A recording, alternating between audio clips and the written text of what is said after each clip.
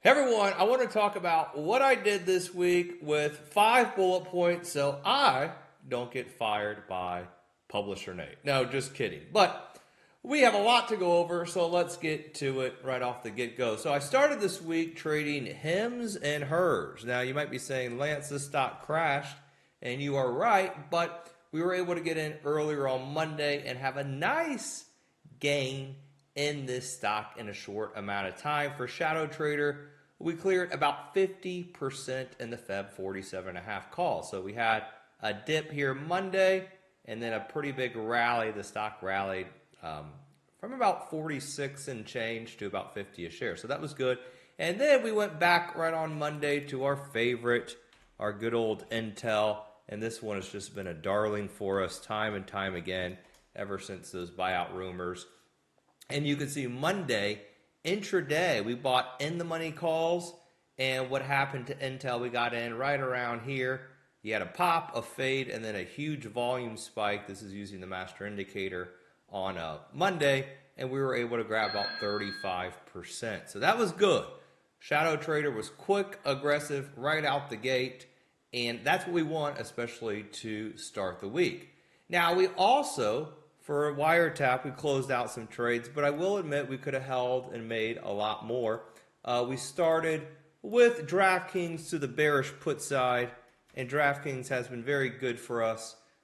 This name on Monday, you can see shares really cratered lower, and I should have held on actually a little bit to Tuesday because that's a pretty big drop. You can see as we get here on the sell signal using Platform X, you had a pretty big drop from about 45 down to 42. So actually, I should have squeezed a lot more out of DraftKings, but you know, you're not going to be perfect, and obviously calling that market crash was a little hard.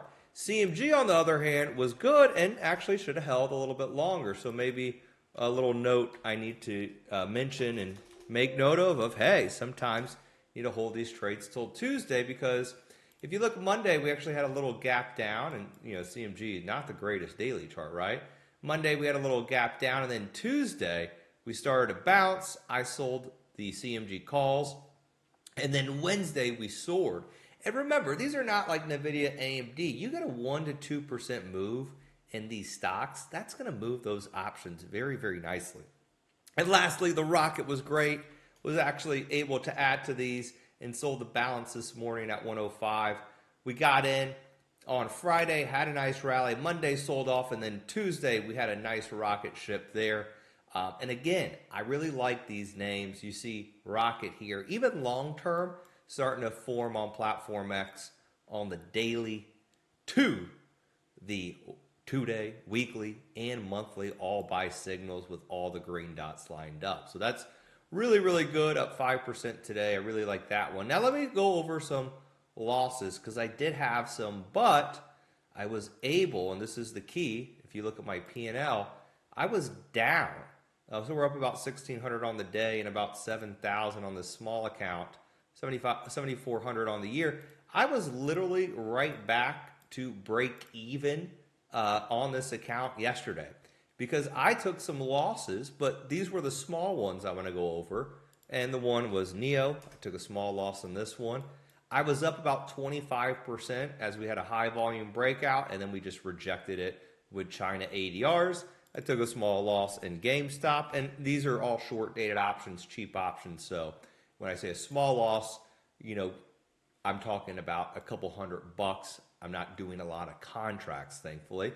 And took a loss in GameStop and got stopped out at a 50% stop loss there. And then the major mover this week in my book was TKO.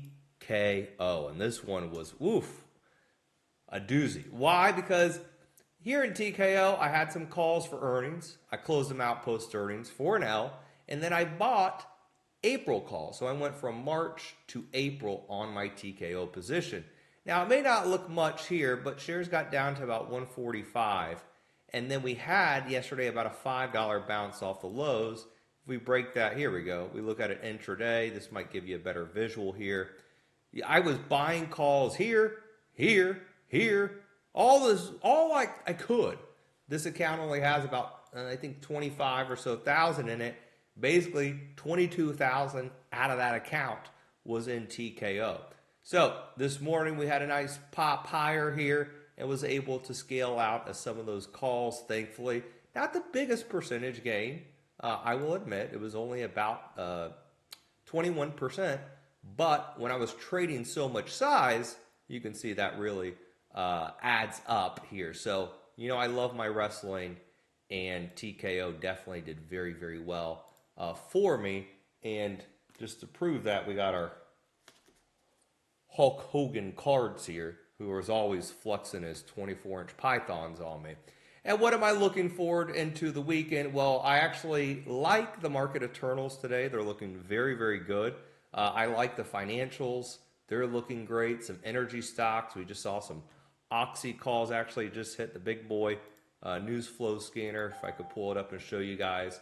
Look at the bullish call buying we have seen. So the tides have turned, but don't get crazy. I'm still hedging with some put options and some highly speculative names.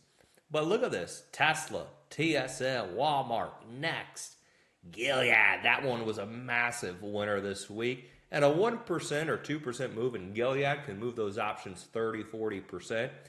Oxy, a little Warren Buffett, laying out $250,000 in calls. Really like the flow. Look at that. Bullish, bullish. The bulls are back. And this morning, we actually day traded some Amazon calls for about $150 that did well. And don't forget about one of the biggest bets we've seen and one of my favorite stocks that we actually did for Wiretap this week. So lots of good. Did take some losses. If you probably say, Lance, how many winners, how many losses you take? I would probably say, honestly, 50-50. Probably had, let's say, 5 wins, 5 losses. But my net result is up around $7,000 in my small account. And that's during all the turbulent times in this market. So I'm really, really loving it and really trading according to plan, scaling position size. And I'm doing lotto tickets and weeklies. I'm doing earnings trades. I'm going big into trades I really, really like with in the money or at the money calls. I'm doing put options on some stocks that I think can crash. I'm selling premium on XSP, which is the mini SPX. Got a couple of those trades for 100% gains. Nothing crazy, but collecting premium. And I'll continue to do that from day trading to swing trading to selling premium to doing weekly options to doing the warped option orders where we did 170% in BABA last week, 49% in Lamb, Microsoft 50%. But one thing I am doing is I'm avoiding the correlated stocks. So I'm avoiding the NVIDIAs, the Microsofts, the Apples, the AMDs, all that junk where you have no advantage. I am avoiding it. Oh yeah, and then Tesla was very good. Closed out some Tesla calls this morning and TSLL for about 25%. So that added a nice boost to the account as well. So make sure you like, subscribe every morning at 9 a.m. Eastern Time. I'm going live with Stonkamania Daily, so make sure you join. I got to tan these pythons because they're looking a little pale. And you'll get real trade ideas.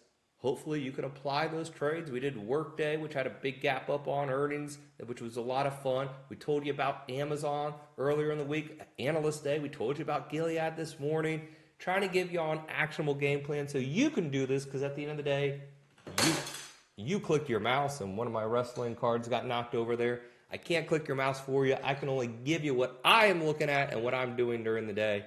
So hope it helps so much.